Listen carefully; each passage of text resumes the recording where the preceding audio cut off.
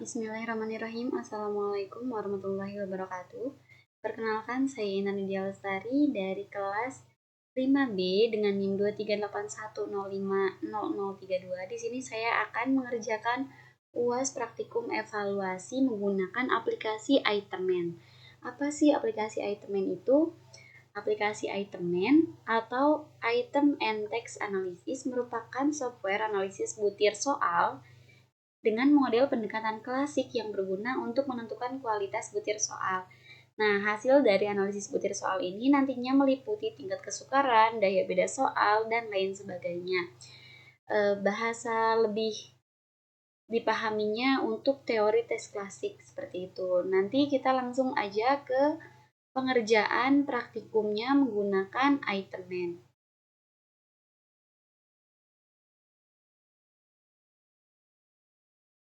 Oke, baik. Di sini kita langsung aja ke langkah-langkah praktikumnya. Nah, sebelum kita ke langkah praktikum, kita harus siapkan dulu data di Excel-nya. Nah, di sini kita pakai data tugas ke-1 ya, karena materi Itemen ini ada di pertemuan 1, di praktikum evaluasi. Oke, di sini control file atau kunci jawabannya kita sudah ada, sudah kita siapkan. Selanjutnya, di sini data filenya juga, yaitu hasil jawaban dari siswanya gitu ya. Nah, di sini siswanya itu ada berjumlah 60 orang, dengan soalnya itu ada 40 item atau 40 soal. Nah, di sini kita klik, lalu kita di sini kita tab semuanya ya. Oke, setelah kita tab semuanya, kita ke menu format, lalu auto fit column width. Nah, setelah itu kita save as. Data filenya kita save as ke folder Itemen tadi.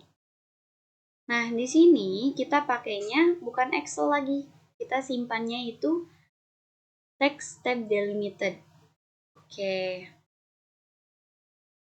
Penamaannya tugas file data 1 ya. Oke. Selanjutnya kita ke Excel kunci jawaban tadi. Nah, di kunci jawaban ini itemnya itu jumlah soalnya. Di sini ada 40 soal, berarti itemnya ada 40.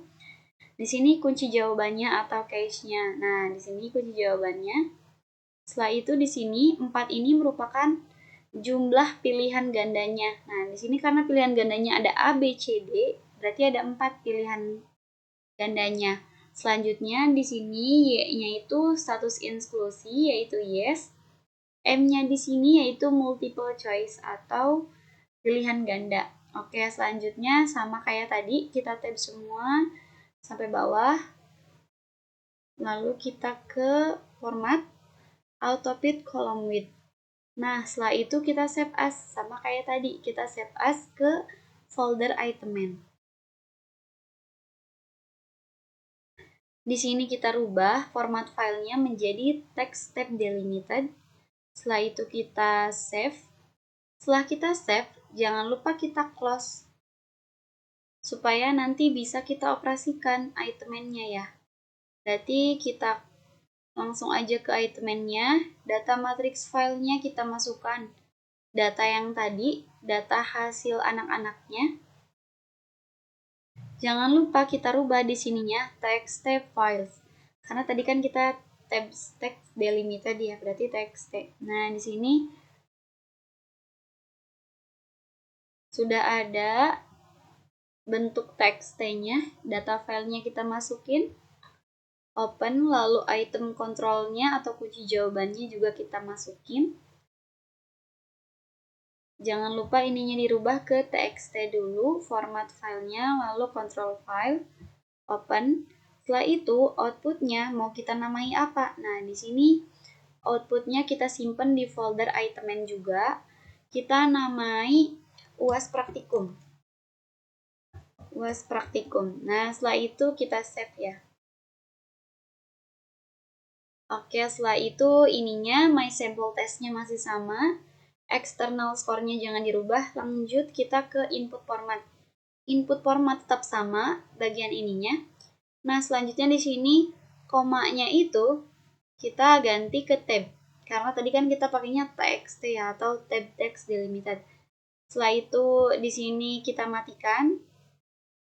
Selanjutnya scoring option jangan ada yang dirubah. Output optionnya di sini key plugsnya kita masukkan misalkan 0,05. Oke, di sini jangan ada yang dirubah lagi. Lanjut aja kita run. Oke, di sini bisa ya. Berarti bisa kita. Nah, programnya berhasil, bisa kita operasikan. Selanjutnya kita langsung aja ke file tadi, ke item main. Item main, kita cari foldernya. Oke, nah di sini sudah ada UAS praktikum ya. Nah, ini hasilnya. Hasil item main tadi. Yang kita gunakan adalah yang ini. Nah, kita buka Excel komanya. Ininya kita, oke.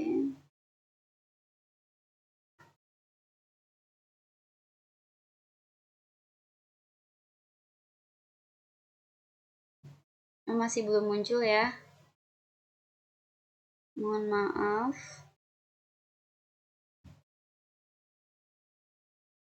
Di sininya sudah muncul, tapi oke, Excelnya masih ada kendala.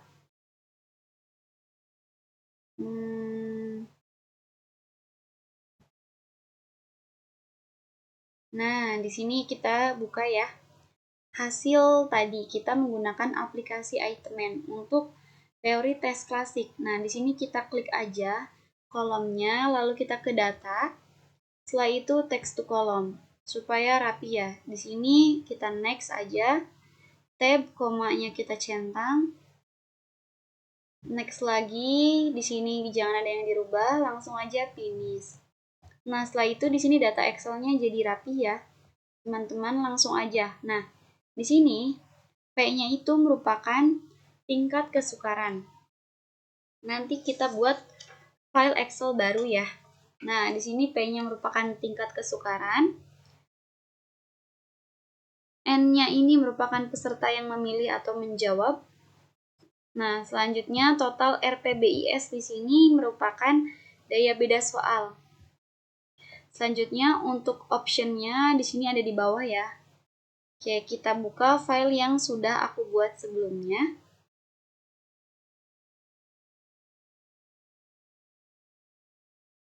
Nah, di sini evaluasi item yang sudah aku buat sebelumnya supaya lebih cepat dan gampang ya, supaya lebih paham. Jadi langsung aja di sini, berarti kan tadi P-nya itu merupakan tingkat kesukaran ya. Kita salin ke bawah kolomnya, kita masukkan ke sini skornya sampai ada 40 item karena ada 40 soal dengan jumlah 60 orang siswa. Nah, di sini kriterianya nanti kita ada ketentuannya ya untuk kriterianya itu. Lalu kita masukkan juga daya bedanya atau RPBIS-nya. Di sini daya bedanya total RPBIS. Nah, ini ke bawah nanti kita salin sama hasilnya, kita salin ke sini. Selanjutnya kriterianya nanti kita ketentukan. Lalu keberfungsian distraksinya kita lihat dari bawah. Nah, di bawah ini option A itu keberfungsian distraksinya itu 0,9. Option B itu 0,1, C 0,0, D 0,0, omitnya 0. Seperti itu ke bawahnya. Di sini harusnya jangan bergeser ya, tapi ini bergeser satu kolom ya, tapi tidak apa-apa. Selanjutnya untuk penentuannya gimana? Oke, untuk penentuannya, penentuan item tersebut ditolak atau diterima. Nah, di sini kita ke tingkat kesukaran terlebih dahulu. Nah, tingkat kesukaran atau P itu apabila kurang dari 0,3 item tersebut tingkat kesukarannya itu sulit. Apabila 0,3 hingga 0,7 tingkat kesukarannya berarti sedang. Nah, di sini rata-rata mudah ya. Nah, di sini ada sedang item ke-22 yaitu 0,6. 0,6 kan rentang dari 0,3 hingga 0,7 ya. Berarti tingkat kesukaran soal tersebut sedang.